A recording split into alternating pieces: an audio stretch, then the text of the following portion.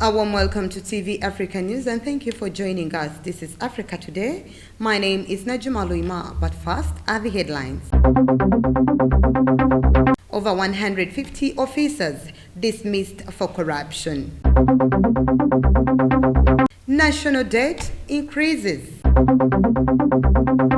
Total to close business in northern Mozambique. Heavyweight champion Francis Ngannou back in Cameroon. A warm welcome once again. Now the news in detail. The long-awaited dismissal of police officers accused of consistently engaging in corrupt and indisciplined tendencies has come to an end after the force confirmed dismissing 153 of its personnel. Our reporter Kachanchu has more. The Deputy Inspector General of Police, Major General Paul Lokech, revealed in March that more than 100 police officers were to be expelled from police force for continuously involving themselves in corruption as well as indiscipline activities. Police Council, Appointments Committee and Police Authority have with effect from April 26 dismissed and discharged 153 police officers in the lower and senior category. Although majority have been dismissed over corruption, others have been relieved of their policing duties on allegations of discrediting police force and behaving scandalously. Mr. Fred Enanga, the police spokesperson, has confirmed police's decision to dismiss and discharge 153 police personnel. Of these, 23 were disgracefully dismissed over repeated corruption trends ranging from 2016 to 2019. Nevertheless, police were yet to release the names of the expelled personnel, but Mr. Enanga said 41 have been discharged from police force for consistently being absent without official leave. Mr. Enanga said a total of 153 officers accused of misconduct have been dismissed and others are pending dismissal. TV Africa News, Kachanchu Mtabazi reporting. Moving on, the Deputy Executive Director of Kampala Capital City Authority, Mr. David Luyimbazi, has said the upgrade of the old tax park has been delayed by the installation of an automated system which is aimed at creating orderliness in the facility. Our reporter Nahabwe has more. His revelation follows complaints from the taxi operators who are attributing the traffic mess in the city center to adequate parking spaces occasioned by the closure of the park. Mr. Luyimbazi acknowledged that the project has stalled but said technocrats are currently installing an automation system to ensure access, control and security. The system will be installed at all entry and exit points of the park, which is able to read car number plates and also ensure that all cars entering the park have paid levies and meet their requirements. This is done to get rid of the old open gate system where taxis would enter and exit anytime, and hopeful that with this new system there will be controlled traffic flow and security for both operators and passengers. According to KCCA, the park will be opened by May 8th, adding that KCCA is apparently engaging taxi operators about the new system. KCCA are still weighing options on whether to roll out the same system across all the city's public parks. KCCA embarked on the upgrade of the facility in May last year during the COVID-19 induced lockdown and promised to hand over the facility to taxi operators by August the same year. The upgrade works are being undertaken by Sterling Civil Engineering Services. Nahabwe Kajura reporting for TV Africa News. Away from that, Uganda's total public debt has hit a record of shillings 65.82 trillion as of December 2020, up from shillings 49 trillion in 2019, with a shillings 16.82 trillion increment due to increased government borrowing. This means that of the estimated 43 million Ugandans, each one owes lenders shillings 1.5 million. We have more. The country's public debt portfolio is projected to swell in the next financial year, with economists warning that it could surpass the 50% threshold, hence becoming untenable. Debt held by the public is often expressed as a percentage of gross domestic product, which measures the capacity of economic to support such borrowing. Giving justification for the heavy debt burden, government defended that it borrowed to finance key infrastructure projects such as transport, oil and gas sectors, and to address the negative economic impact of COVID-19 pandemic. Ministry of Finance officials led by the line minister Matia Kasaija made the communication during a media engagement on the country's budget in Kampala on Friday. Experts warn that the rise in public debt brings Uganda closer to its threshold, which possesses a big risk to the country. Uganda Debt Network earlier this month said debt servicing continues to take a huge portion of government revenues. However, much tax will go into debt repayment for as long as government doesn't streamline borrowing against development financing. Nahaba Kajuba reporting for TV Africa News. Let's take a very quick short break. We will be right back.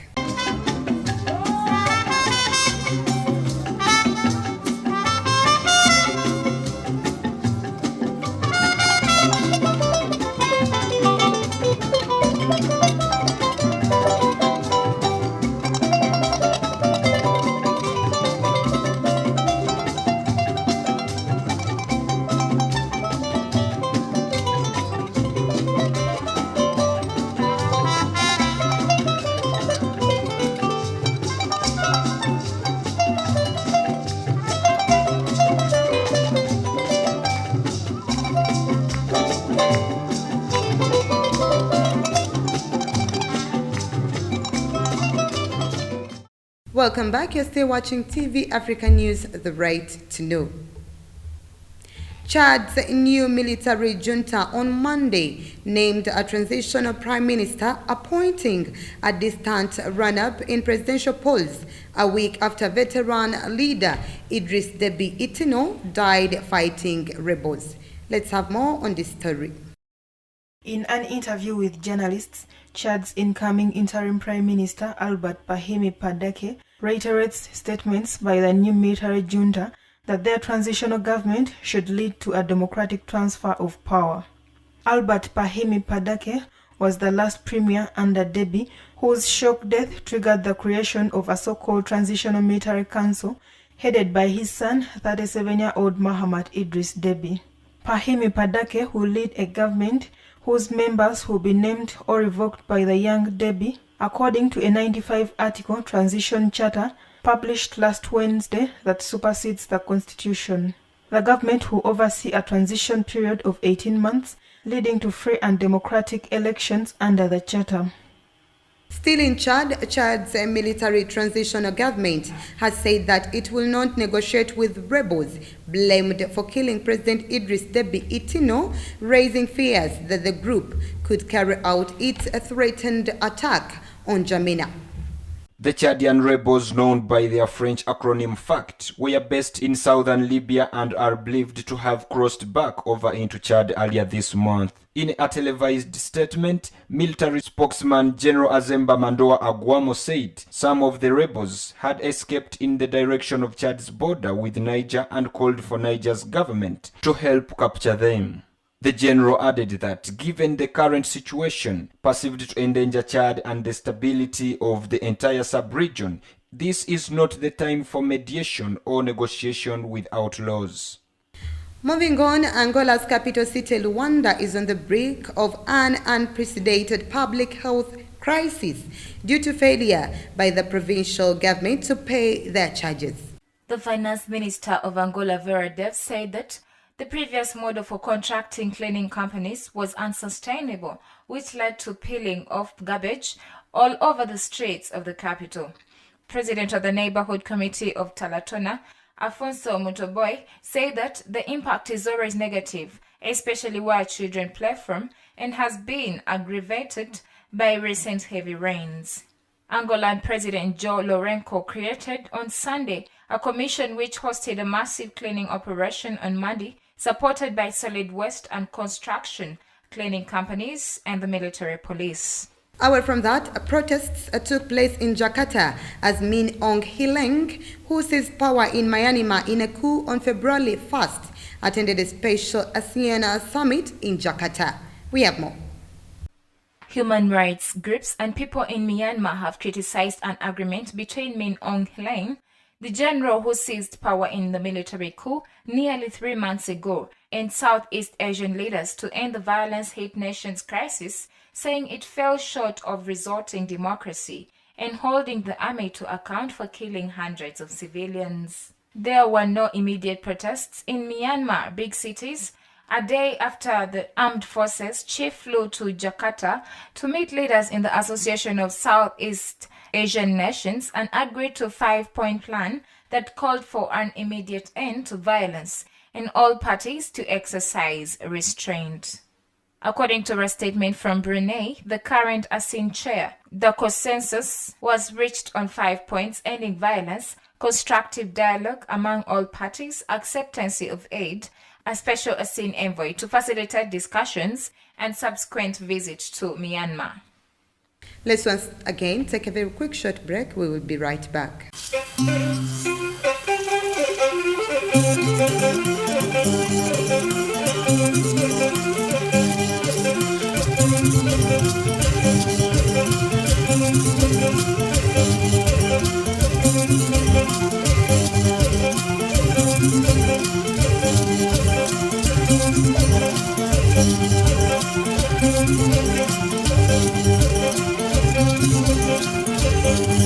Welcome back. You're still watching TV Africa News, the right to know. In our business news today, the French energy firm Total has announced that it has halted all operations on its $20 billion investment in a liquefied natural gas project in northern Mozambique as a result of the extremist rebel insurgency there. Total's announcement comes just over a month after the rebels attacked Palma, just a few kilometers from Total's gas project. The rebels' assault on Palma lasted for 5 days, during which more than 80 people were killed, banks were robbed, and buildings destroyed.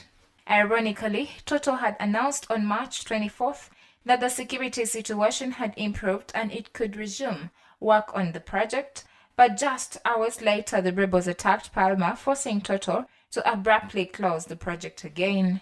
On April 2nd, Total withdrew all its staff from the project site, a move it formally confirmed with the announcement of force majeure.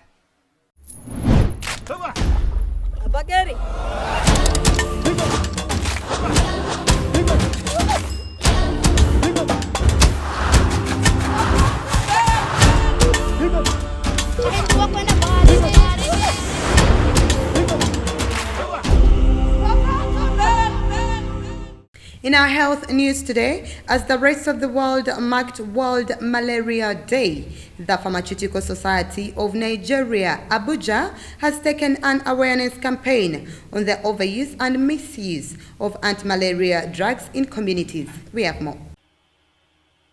Ifeanyi Ikebudu, chairman of the Pharmaceutical Society of Nigeria in capital city Abuja, urged Nigerians to take proactive action to eradicate malaria by avoiding stagnant water.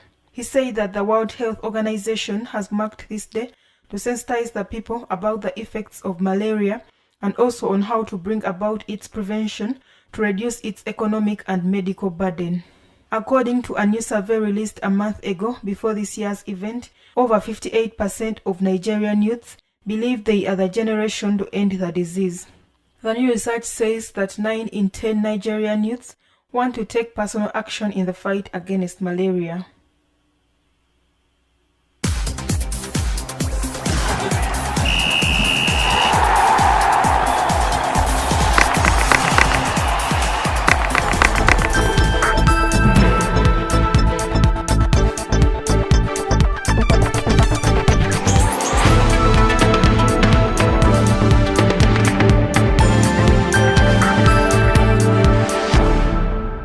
And in sports, Cameroon's Francis Ngannou, who is the first African Ultimate Fighting champion, has returned home to celebrate his American Mixed Martial Arts League heavyweight title. Our reporter Katende has more.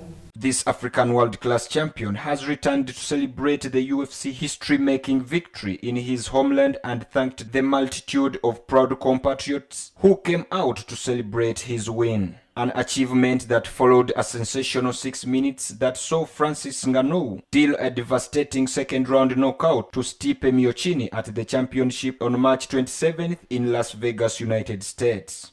A former aspiring boxer who discovered mixed martial arts after he left his native Cameroon for Paris in 2013, Francis Ngannou believed his ascent is inspirational. With 16 wins and 3 losses, the 34-year-old is not only the first African UFC heavyweight champion, but also the man to beat in the category. TV Africa News, Kachanchu Mtabazi reporting. Now, before we end our news bulletin today, let's take a recap of our top stories. Over 150 officers dismissed for corruption. National debt increases. Total to close business in northern Mozambique. Heavyweight champion Francis Ngannou back in Cameroon. That was the news. Thank you for always keeping it TV Africa. Please do stay tuned. More programming coming your way. This is Africa, and that was the news.